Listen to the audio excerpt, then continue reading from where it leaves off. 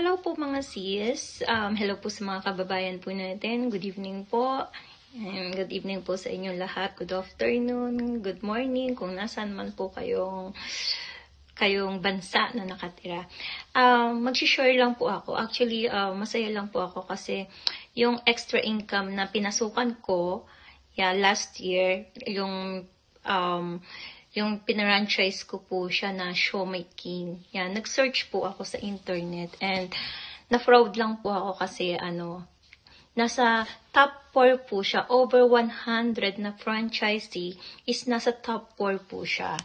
Yan, pakita ko po sa inyo yung ebidensya. Yan, pwede po rin kayong mag-search sa inyo din po para malaman nyo po na ganun po siya ka-legit. Ayan po siya. Yan. Bali, top 100 franchise in the Philippines noong 2024 po. Ayan po siya.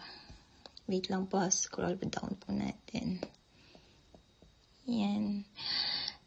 Ayan po. Kung makikita nyo po, ang Siomai King is nasa rank 4 po siya. Ayan po. Yan po siya. So, ganun po siya ka-legit. Yan po siya. Yan. So, natuwa lang po ako kasi tawag dito, over ng 100 franchisees. So, ibig sabihin, ang dami po niyan.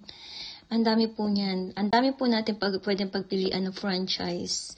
Yan, pero nakaka-proud. Kasi nasa top 4 po siya, over 100.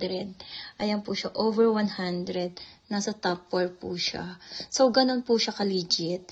So, para sa mga nag-iisip po dyan na mag-franchise po, or kung ano po yung papasukin yung extra income, join na po kayo. Ayan.